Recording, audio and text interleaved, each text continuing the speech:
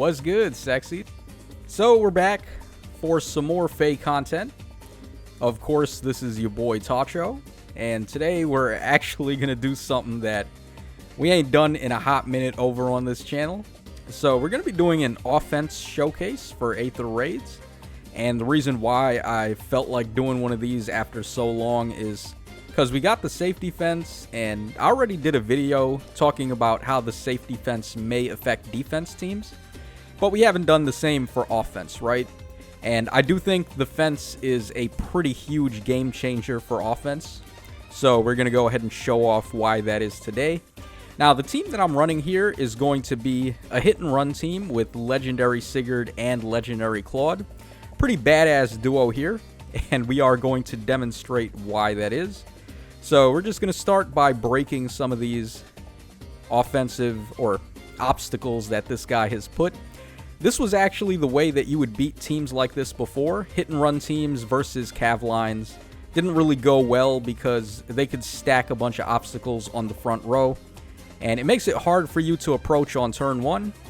But thanks to the fence, that's not a problem anymore. So we took our time there. We were able to break all of his obstructions on the first turn, and then thanks to the fence, we're free to take action on turn 2 and not just get bodied by his cavalry units occupying all of the columns there. Okay, so we smited Claude up, and then we're going to have him go ahead and attack this Reinhardt. I had to attack Reinhardt specifically here because even though we were lucky enough to trigger a bolt trap there, we didn't get below HP enough to activate Wings of Mercy.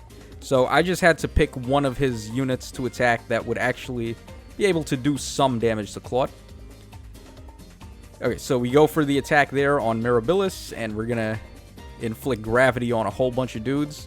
So gravity is pretty insane with the safety fence now, because of course if you inflict gravity, you're free to get your units out of the way, and as long as your units are not within attack reach of the enemies on turn 1, the safety fence is just going to end everybody's turn, so you're basically free to do whatever you want after that. So pretty strong stuff. Okay, I was able to body block this guy's Saros here in the corner because of course, after Claude initiates, he gets 80% DR on the enemy phase for the first attack. And with null follow-up, he stops Saros from doing her guaranteed double. So we're pretty much good to go here. Yeah, I mean, look at how easily we were able to just bully this cav line here. I would say a pretty solid cav line, too. He was running all of the things you would want to have on a cav line, like we had Duo Lift, we had a healer with Restore, and also Odd Recovery. And then he had units able to attack in 4 columns. Also, he had a Flash healer. So, if we're able to bully a team like that, I think it just goes to show how insane offense is going to be now with the fence. Oh, also, by the way, I guess I can just go ahead and say that because this is a showcase video, I didn't have to do the thought process while I was recording. I looked at the teams and spent like 5 to 10 minutes coming up with how I wanted to approach each map, and then of course you guys are seeing the abridged version here where I've already thought of what I wanted to do for my approach, and now we're just gonna go ahead and show the fruits of that labor. Okay, this guy, unlike the other guy, does not have a lot of obstacles in front. So we're free to just initiate right away, and look at this, man. Legendary Sigurd is so ridiculous. He can initiate on Saros and actually beat her, because he's going to activate his special twice, and he gets the damage reduction on the first attack. And another good thing about that is, if we attack Saros like this, we're going to get below 50% health with Sigurd. So that's going to let us queue up Wings of Mercy and just go for a whole bunch of shenanigans there. Really insane. I don't know what they were thinking with Legendary Sigurd. He's just way too good. Doesn't matter if it's offense or defense or what. He's just the only one that can grant +1 movement to your whole team after he attacks. So, yeah, like, for real, I don't know why they made him so good, but it's not like I'm complaining. I would much rather it be Sigurd to be the best unit in the game than someone like freaking Fallen Edelgard that nobody likes. Okay, so I have Wings of Mercy on all of my mythics. So Ashura and Regan, as well as Plumeria, all have Wings of Mercy. I just like to do that in general, just giving all of your mythic heroes Wings of Mercy so they can actually do stuff. And Regan in particular is pretty nuts with Wings of Mercy. Actually, I think any unit that has built-in Kanto is insane with Wings of Mercy, because you're free to go ahead and attack, and then after you attack, you can move them out of the way to get a better position, and maybe use Wings of Mercy again with someone else, or maybe if they have a ranged unit locked in the corner, you can box them in with Kanto. So it has a lot of applications, and I would actually like to summon for some more units that have built-in Kanto. I know Sumia has it as well with her Refine, but we also have that Valentian Pala, who I would really like to get if possible. Okay, so another easy clear here. So how would you actually be able to defend against a team like this? So far, we're making mincemeat out of these people, but there's only a couple of ways I can really think of that you'd be able to beat this, and one of the ways is to have safe skill armors on your defense team, particularly a near save armor that can beat Sigurd. So I guess an example would be Pirate Surtur or Brave Hector. Most likely someone blue that just gets the jump on Sigurd if he attacks. But if you do that, you're also making your team a lot more open to other particular units. For instance, on my other offense team, I have the Harmonized Catria, or not Catria, my bad, Harmonized Kata. And when she initiates combat, she's effective against Lance and armored units. She gets Flow Refresh to have half of null follow-up, and there's not really anything they can do to stop her with armors. So one team, I've got Sigurd and Claude, and the other team, I've got Sigurd and Kata. And there's not really any ways that a defense team is going to be able to beat both, especially not with defense and hit and run strats. So just an easy way to play this team if you want to do something similar. Just a rule of thumb, you want to have Plumeria adjacent to Claude, and you want to have Duo Sigurd adjacent to Sigurd. So after both of them initiate, you'll be able to dance and go for another attack without worrying about if you're in Wings of Mercy range or not. Well, I guess here we were able to actually do some shenanigans with Legendary Claude dancing on, or getting danced by Duo Sigurd there. So you really just gotta freestyle it sometimes and approach each situation the way that you feel is best. Alright, so right here, we're able to actually avoid this guy's units, because Saros has no assist, and the other units are ranged units, so I knew she was going to move first and get danced by Nils. And at this point, we're good to go. Another pretty easy clap. So, I guess one weakness to this team also is that you can only run Legendary Sigurd and Claude in Earth and Wind Season, unless you don't care about tanking your score, which I think some people do care, but it's not always the worst thing in the world. Like in Light Season, I don't have Uller or Dagger. So if it ever happens to be bonus season for either of those two, I'm in pretty bad shit because I gotta run 3 mythic heroes by default if I want max scoring, and then I have to run a hard bonus unit.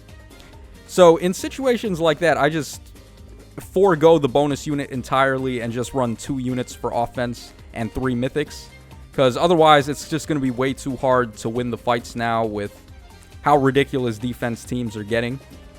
So you don't necessarily have to run these two together when it's Earth and Wind Season, but if you want to maximize score, you do have to. But we are actually coming up on a replacement for Claude very soon. Brave Camilla is going to be getting her Refine, and she's essentially the same as Legendary Claude is. They're both flying ranged units, and they both have access to, gravity. So once they attack, they're just making perfect use of the safety fence and inflicting gravity. So you can make an easier time getting away from the opponent's attack range.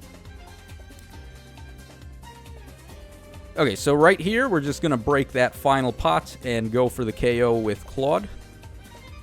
Another pretty easy fight, but Like I said, there's not too many ways you can really defend against these types of strats anymore.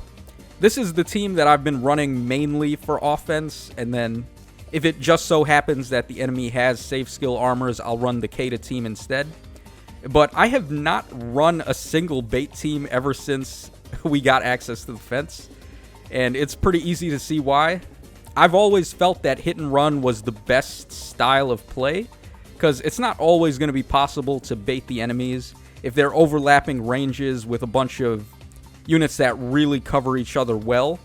Like, for example, on my defense team, I have Flash on Kid Larichel, and I have her in a way that her range is going to overlap with Harmonized Kata. So there's not really a way to bait that. If I inflict Flash on any units, and then if you have safe skill armors, they're just going to get bodied by Kata. So there's not really a way to bait something like that, and because of that, I think you want to always try to go for an offensive strategy.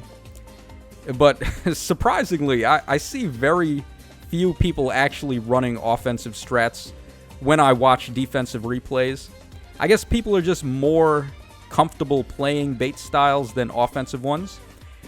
And one misconception is that they probably think it's harder to play offense, but I mean, it's not really that difficult. I didn't really have to think for very long after getting used to this team to know how I wanted to approach each map. Like I said, a simple rule of thumb is to have Duo Sigurd adjacent to regular or Legendary Sigurd at the start of the turn, and then also have Plumeria adjacent to Claude so they can attack and easily get danced.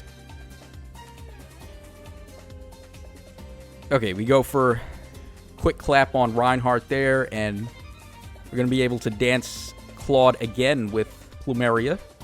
And I'm going to go ahead and attack Elise because she has Restore, and Restore would kick in first and stop somebody from being affected by gravity. And to protect us from this Saros' attack range, we can repoke Legendary Sigurd with Regan and Kanto out of the way. So we're pretty much golden here. Another relatively easy win on this map of all places. Now, this is a pretty common map to see on defense teams.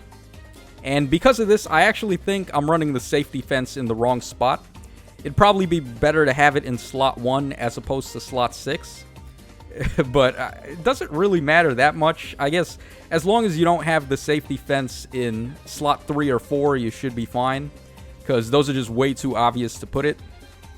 And I can expect people to run a slot 3 Catapult or Duma, and then they'll be able to break both of your easy spots for the safety fence.